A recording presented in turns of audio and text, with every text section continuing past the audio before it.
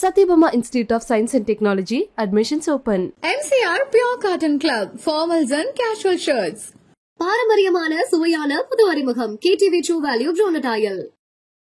இல்லை, இப்போ தலைவர் மாற்றம் என்பது கிட்டத்தட்ட திரு அண்ணாமலை அவர்கள் ஒரு டேர்முக்கு மேலே 1.5 டேர்ம் இருந்துட்டார். வரக்கூடிய தேர்தல், சட்டமன்ற தேர்தலுக்கான ஒரு முன் வியூகமாக கூட இதை பார்க்கலாம்னு நான் நினைக்கிறேன். மிகப்பெரிய ஒரு தலைவராக பார்க்கப்பட்டவர் சட்டுன்னு அவர் பதவி இல்லை அப்படிங்கிறப்ப அவருடைய ஃபாலோவர்ஸ் எல்லாம் கொஞ்சம் அதிருப்தியில இருப்பாங்க இல்லையா? நிச்சயமா NDA வியூகம்ங்கிறது இதுக்கு முன்னாடி இப்படிப்பட்ட ஒரு அனௌன்ஸ்மெண்ட் வந்தது. கட்சியின் கட்டமைப்பை மாற்றி அமைக்க வேண்டிய இடத்துல கட்சியும் இருக்கு. அண்ணாமலை விசஸ் நயினார் நாகேந்திரன் அவர்கள் ஒரு மிகப்பெரிய வளர்ச்சியை திரு அண்ணாமலை அவர்கள் கொடுத்திருக்காரு. அதுல இருவேறு கருத்து இல்லை. ஆனா கட்சி ஒரு முடிவெடுத்து ஒரு தலைவரை கொடுக்கும் பொழுது அவருடைய பாதையில் பயணிக்க வேண்டிய ஒரு அவசியம் என்பது ADMK வந்திருக்காரு அப்படிங்கிறப்ப ADMK கூட்டணி அப்படிங்கிறப்ப இன்னும் கொஞ்சம் கம்ஃபர்டபுளா இருக்கும். ஸோ திரு அமித்ஷா அவர்களின் வருகை என்பது பலனளிச்சிருக்கு. ஒன்று கூட்டணி அறிவிப்பு, அடுத்தபடியாக மாநில தலைவர் தேர்ந்தெடுக்கப்பட்ட அடுத்த நாள் தான் தேர்ந்தெடுக்கிறாங்க. தேர்ந்தெடுக்கப்பட்டவுடன் அவங்களுடைய செயல்பாடுகள் இந்த கூட்டணியை இணைக்கக்கூடிய ஒரு பலம் பொருந்திய கூட்டணியாக மாற்றக்கூடிய ஒரு பொறுப்பு என்பது திரு நயினார் நாகேந்திரன் அவர்களுக்கு கொடுக்கப்பட்டிருக்கு. அண்ணாமலை அவர்களுடைய மாற்றம் அப்படிங்கிறது அதிமுகவுடைய அழுத்தம் தானே தவிர வேற எதுவுமே இல்லை. பிரச்சனையை எதுவும் உருவாக்காது. ஆனால் அதே நேரம் அவருக்கு மாற்று பதவி என்பது விரைவில் தீர்மானிக்கப்படும். அதுல இருவேறு கருத்து இல்லை. அதுல ஃபர்ஸ்ட்ல அவர் இருக்காரு, செகண்ட்ல நான் இருக்கேன். பாஜக வந்த பிறகு அந்த அங்கீகாரம் உங்களுக்கு கிடைக்கல அப்படிங்கிற மாதிரியான ஆதங்கம் எல்லாம் இருக்கா? இப்போ ஓராண்டு காலத்துக்கு மேல ஆச்சு. ஆனா இருந்தாலும் வணக்கம். வணக்கம் நேயர்களுக்கு வணக்கம். மேம், இப்போ பாஜகவில் தமிழ்நாடு பாஜக தலைவர் அண்ணாமலை அவர்களை மாற்றிவிட்டு இப்போ நயினார் நாகேந்திரன் அவர்களை நியமிச்சிருக்காங்க. இந்த தலைவர் மாற்றம் ஒட்டுமொத்தமாக தேர்தலை நெருங்கி வருது. ஒரு பரபரப்பான அரசியல் சூழல்ல இந்த தலைவர் மாற்றம் உங்களுடைய கருத்து? இல்லை, இப்போ தலைவர் மாற்றம் என்பது கிட்டத்தட்ட திரு அண்ணாமலை அவர்கள் ஒரு டேர்முக்கு மேலே 1.5 டேர்ம் இருந்துட்டார். இருந்த பிறகு அடுத்த தேர்தல் நடந்து, உள்கட்சி தேர்தல் நடந்து, அதன் பின்னர் படிப்படியாக பூத் லெவல்ல இருந்தே மாவட்ட அளவுக்கு தேர்வுகள் நடந்து, அப்புறம் மாநிலத்துக்கு தேர்தல் நடந்து, அதன் பின்னர் தான் மாநில தலைவர் மாற்றம் என்பது வந்திருக்கு. ஒரு உள்கட்சி தேர்தல் ஜனநாயகம் இது. அந்த அடிப்படையில் அந்த மாற்றம் வந்திருக்கு. வரக்கூடிய தேர்தல், சட்டமன்ற தேர்தலுக்கான ஒரு முன் வியூகமாக கூட இதை பார்க்கலாம்னு நான் நினைக்கிறேன். மிக நெருக்கமாக பெரிய பெரிய முடிவுகள் பாஜகவில் இருந்து வந்திருக்கு. ஒன்று அதிமுகவுடைய கூட்டணி அப்படிங்கிறதும் தலைவர் மாற்றம் அப்படிங்கிறதும் ரொம்ப ஷார்ட் டேர்மில் மிகப்பெரிய அறிவிப்புகளை வெளியிட்டிருக்காங்க. இப்போது அண்ணாமலை அவர்கள் தொடர்ந்து ஒரு ஒரு ஒரு லைம் லைட்டில் ஒரு மிகப்பெரிய ஒரு தலைவராக பார்க்கப்பட்டவர் சட்டுன்னு அவர் பதவி இல்லை அப்படிங்கிறப்ப அவருடைய ஃபாலோவர்ஸ் எல்லாம் கொஞ்சம் அதிருப்தியில இருப்பாங்க இல்லையா? இல்லை, அப்படி அதிருப்தி ஆக வேண்டிய அவசியமும் இல்லை, அதிருப்தி ஆகவும் வாய்ப்பு இல்லை. ஏன்னா பாஜகங்கிற ஒரு கட்டமைப்பு தேர்தல் கட்டமைப்புக்கு உட்பட்டது. அது போக ஒரு டேர்முக்கு ஒருத்தர் மேக்சிமம் செகண்ட் டேர்ம் எக்ஸ்டெண்ட் பண்ணது ரேரா சிலருக்கு மட்டும்தான், அதுவும் தேர்தல் இல்லாத நேரத்தில். அப்படி பார்க்க போனால் இது எதிர்பார்த்த ஒன்றாக தான் தொண்டர்கள் மத்தியிலையும் இருக்குது. ஆகையால் அது ஒரு பெரிய பிரச்சனையை எதுவும் உருவாக்காது. ஆனால் அதே நேரம் அவருக்கு மாற்று பதவி என்பது விரைவில் தீர்மானிக்கப்படும். அதில் இருவேறு கருத்து இல்லை. அதில் ஃபர்ஸ்ட்ல அவர் இருக்காரு, செகண்ட்ல நான் இருக்கேன். எங்கள் 2 பேருக்கும் பதவிங்கிறது உறுதியாக மேலிடம் முடிவு செய்கிற இடத்துல மிக விரைவில் சொல்லுவாங்கங்கிறது என்னுடைய பார்வை. தலைமை உங்ககிட்ட பேசியிருக்காங்க? ஆமாம், பேசியிருக்காங்க. உறுதியாக அதற்குண்டான நடவடிக்கைகள் மேற்கொள்வாங்க. மேம், இப்போ அண்ணாமலை அவர்களுடைய மாற்றம் அப்படிங்கிறது அதிமுகவுடைய அழுத்தம் தானே தவிர வேற எதுவுமே இல்லை அப்படின்னு சொல்லிட்டு எதிர்க்கட்சிகள் தொடர்ந்து விமர்சனம் வச்சுட்டு இருக்காங்களே? இல்லை, அது தவறான ஒரு பார்வை. அதில் உண்மை இல்லை. அந்த வகையில் உள்கட்சி தேர்தல் நடந்து முடிந்து கட்சியின் கட்டமைப்பை மாற்றி அமைக்க வேண்டிய இடத்துல கட்சியும் இருக்குது. அந்த இடத்துல தான் இந்த நடைமுறைகள் பின்பற்றப்பட்டிருக்கு. அதனால் எந்த கட்சி அழுத்தம் கொடுத்தும் எந்த கட்சியும் எதையும் செய்ய போகிறதில்ல. ஆகையால் அந்த மாதிரி பார்வை வச்சுக்க வேண்டிய அவசியம் இல்லை. எல்லா கட்சிக்கும் அவங்களோட உட்கட்சி ஜனநாயகம் இருக்குது. அவங்கவுங்க கட்சியில் அவங்கவுங்க தலைவரை தேர்வு பண்ணுற இடத்துல அந்தந்த தலைமையும் அந்தந்த மேலிடமும் தொண்டர்களும் வாக்களித்தவர்களும் இருக்காங்க. ஆகையால இந்த அழுத்தம் என்பது அதெல்லாம் வந்து ஒரு வேண்டுமென்றே ஒரு விமர்சனத்துக்கு உள்ளாக்கணுங்கிறதுக்காக சொல்லிட்டே இருக்கிறாங்க. சொல்றவங்க சொல்லிட்டு இருக்கட்டும், பதில் சொல்ற நம்ம பதில் சொல்லிட்டு இருப்போம் தொடர்ந்து.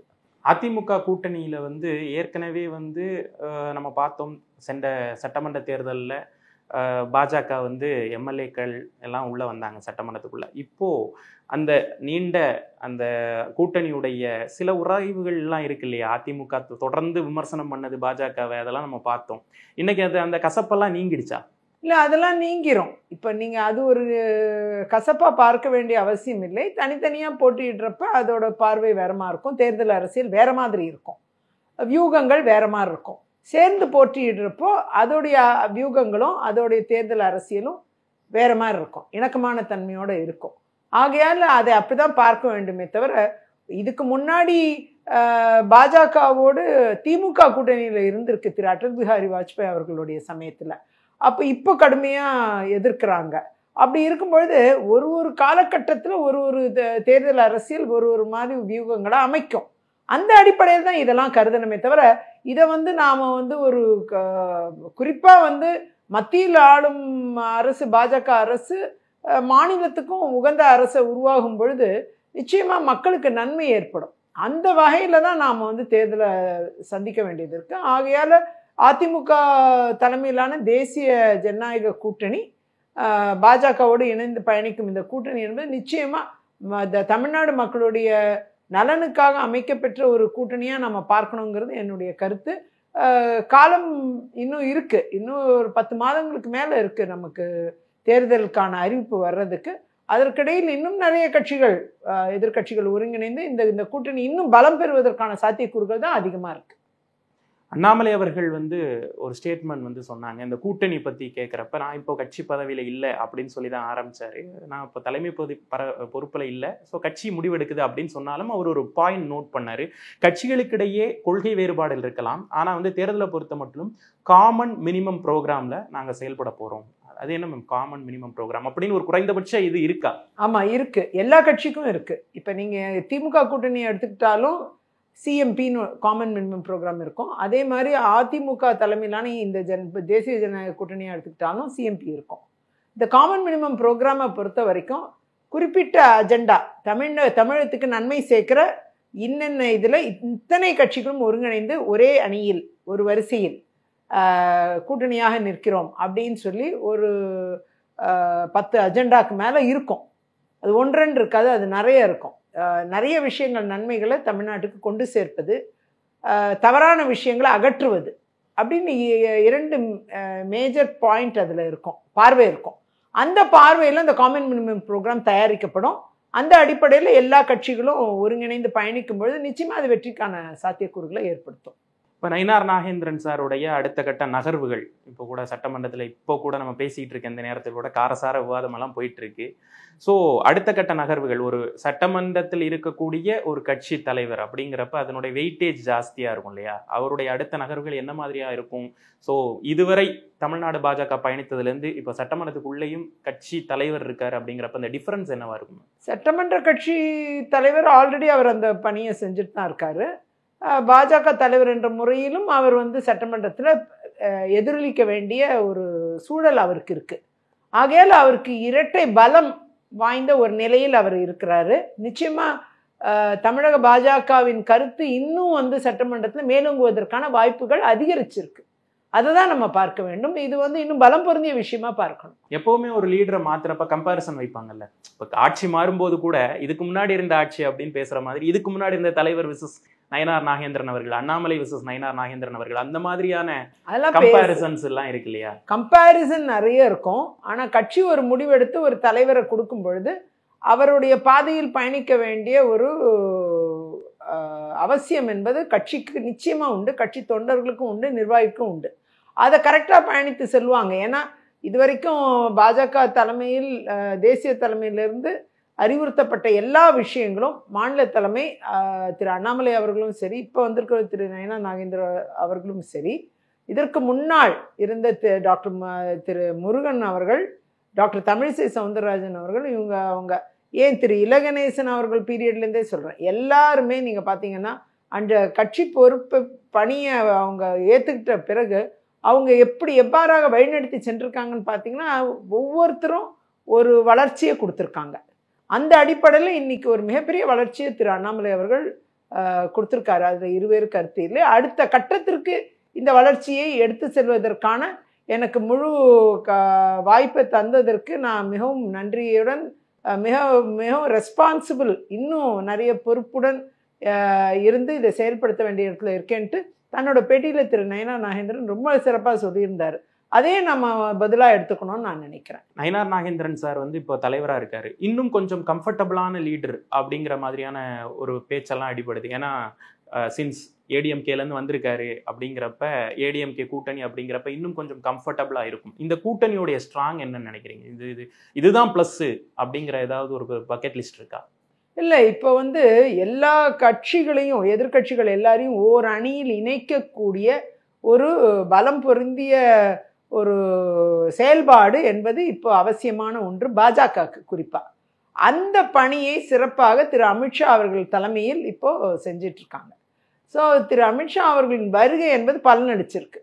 ஒன்று கூட்டணி அறிவிப்பு, அடுத்தபடியாக மாநில தலைவர் தேர்ந்தெடுக்கப்பட்ட அடுத்த நாள் தான் தேர்ந்தெடுக்கிறாங்க. தேர்ந்தெடுக்கப்பட்டவுடன் அவங்களுடைய செயல்பாடுகள் வந்து இந்த கூட்டணியை இணைக்கக்கூடிய ஒரு பலம் பொருந்திய கூட்டணியாக மாற்றக்கூடிய ஒரு பொறுப்பு என்பது திரு நயினார் நாகேந்திரன் அவருக்கு கொடுக்கப்பட்டிருக்கு.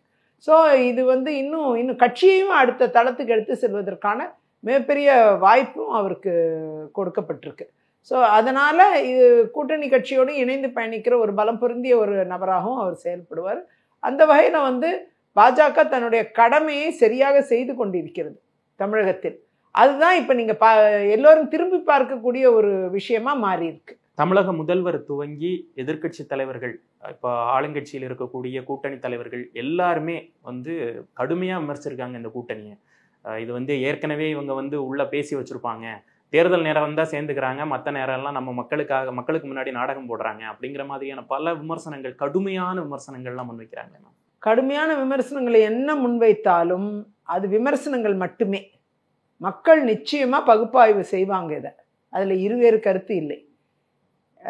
ஒவ்வாத கூட்டணின்னு சொல்லிட்டே திமுக பலரோடையும் கூட்டணி வச்சுட்டு இருந்திருக்காங்க. ஈவன் காங்கிரஸ் கூட திமுக வச்சிருக்கிற கூட்டணி கூட ஒரு ஒவ்வாத கூட்டணி தான். ஒரு காலத்தில் காங்கிரஸை கடுமையாக எதிர்த்த திமுக பின்னர் அன்னை இந்திரா காந்தி டைமில் அவங்க வந்து அவங்கள்ட்ட சரணடைகிறாங்க.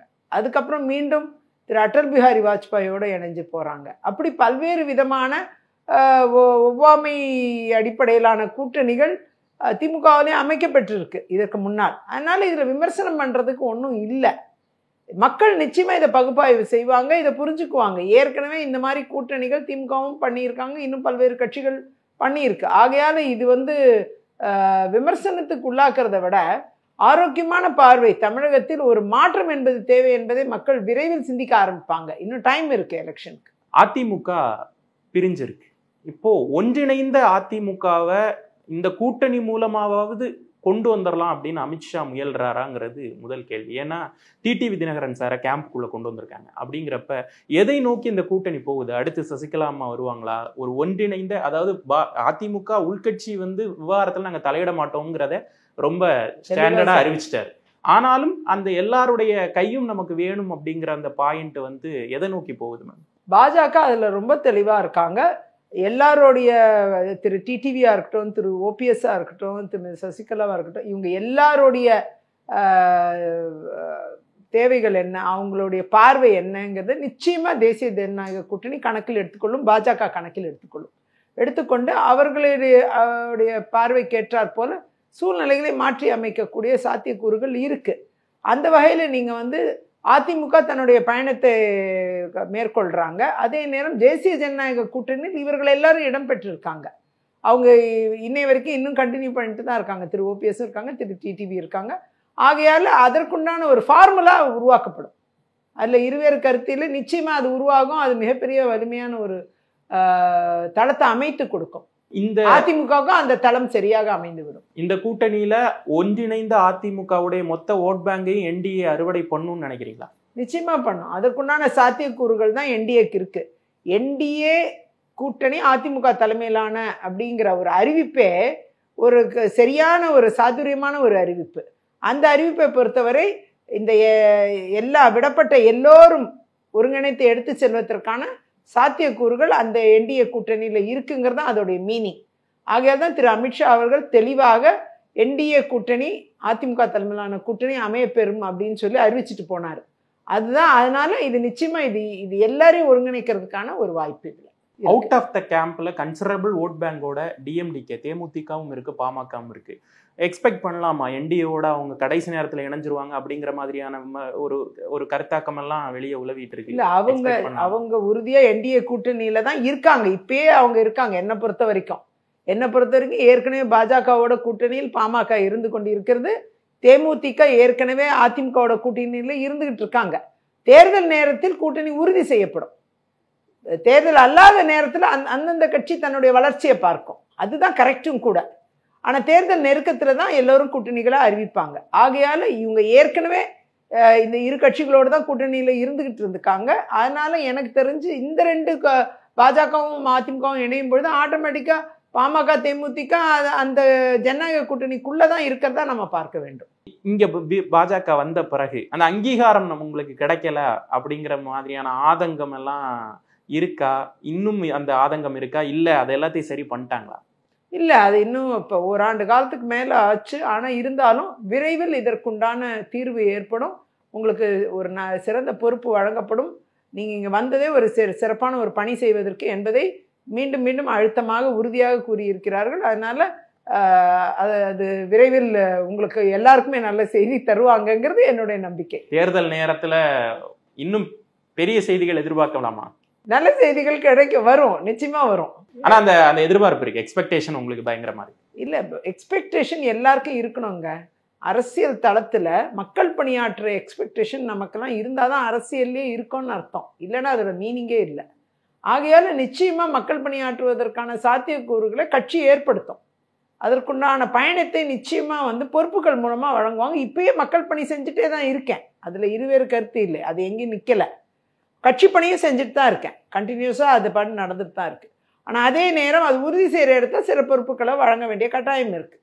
ஸோ அந்த பொறுப்புகள்லாம் விரைவில் அவங்க இப்போ தான் உள்கட்சி தேர்தல் முடிஞ்சு அறிவிப்புகள் வந்திருக்கு. இனிமேல் தேசிய தலைவர் மாற்றம் வரணும். அதன் பின்னர் தான் எல்லாருடைய பொறுப்புகளும் என்னன்னு தெரிய வரும். அது வரைக்கும் நம்ம பொறுத்து இருக்கணும்னு நான் நினைக்கிறேன். இந்த காத்திருப்பு ரெக்ரெட்டை ஏற்படுத்தலையா? ஒரு காங்கிரஸ்லேயே இருந்திருக்கலாமோ அப்படிங்கிற மாதிரியான எண்ண ஓட்டங்கள்லாம் இல்லையா? இல்லை. ஏன்னா நான் ஒரு தெளிவான முடிவுக்கு அப்புறம் தான் பாஜகவுக்கு பயணித்து வந்திருக்கேன். அப்படிப்பட்ட எந்த எண்ணமும் கிடையாது. என்னை பொறுத்தவரை ஒரு சரியான இடத்திற்கு இடம்பெயர்ந்து வந்திருக்கேன். என்னுடைய பணிகள் இங்கே நிச்சயமாக அவசியமான ஒன்றாக பார்க்கப்படும்.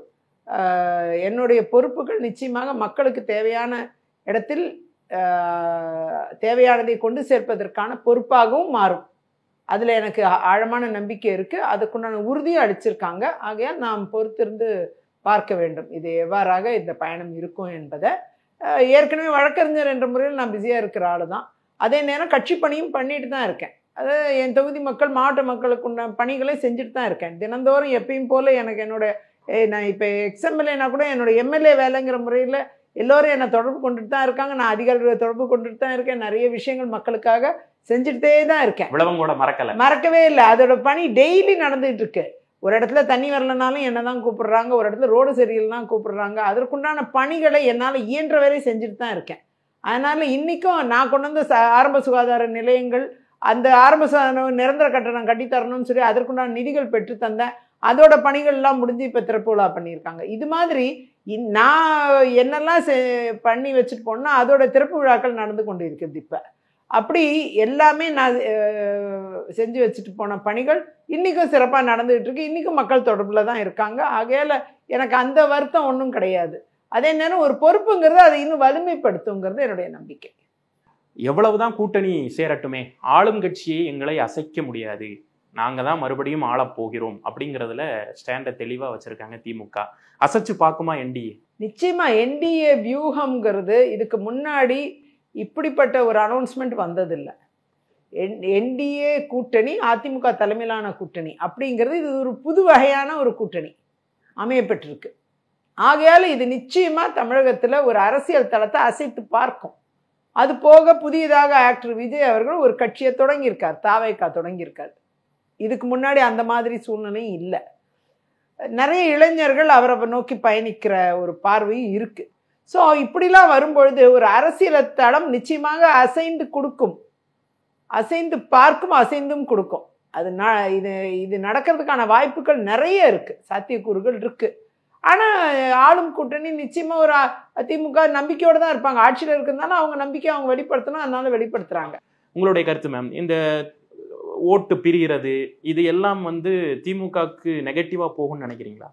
நிச்சயமா. அதாவது எதிர்கூட்டணியில் எல்லோரும் ஒருங்கிணைக்க வேண்டும், ஓர் அணியில் இணக்கமாக ஓர் அணியில் இணைய வேண்டும். இன்க்ளூடிங் பாமக, தேமுதிக, பாமக, தேமுதிக, இன்னும் இதர நிறைய கட்சிகள் எல்லாம் ஒரு எதிர்கூட்டணி இருக்க எல்லாம் ஒருங்கிணையணும். ஒருங்கிணைந்து அவங்க தேர்தலை சந்திக்கும் பொழுது நிச்சயமாக அது ஆளும் திமுகவுக்கு ஒரு அச்சுறுத்தலை ஏற்படுத்தும். அதில் ஒரு மாற்று கருத்தே இல்லை. இன்னைக்கு டேட்டில் இல்லைனாலும் இன்னும் ஷார்ட்லி அது வர்றதுக்கான வாய்ப்புகள் இருக்கு. ஆகையால் இது அவங்களுடைய நம்பிக்கையை அவங்க சொல்ல தான் வேணும். அதே நேரம் எதிர்கூட்டணி தன்னுடைய பணியை செய்து கொண்டே தான் இருக்கும். ஸோ அந்த இடத்துல தேர்தல் முடிந்தாதான் இதுக்கு எல்லாத்துக்கும் பதில். அது வரைக்கும் யாருக்கும் பதில் தெரியாது. வியூகங்கள் தான் எல்லாமே. நாம ஹைபாத்தட்டிக்கலாக திங்க் பண்ணுறதை விட களத்தை நேராக எதிர்கொள்ளும் பொழுது ஆட்டோமேட்டிக்காக என்னவோ அதோட ரிசல்ட். அது வரைக்கும் நம்மளுடைய நம்பிக்கைகளை தான் நம்ம தெரிவிக்க முடியும். நிறைய விஷயங்கள் பகிர்ந்துக்கிட்டீங்க மேம். நன்றி. நேயர்களுக்கு நன்றி. Satyabama Institute of Science and Technology, admissions open. MCR Pure Cotton Club, formals and casual shirts. பாரம்பரியமான சுவையான புது அறிமுகம் KTV True Value Bronatile.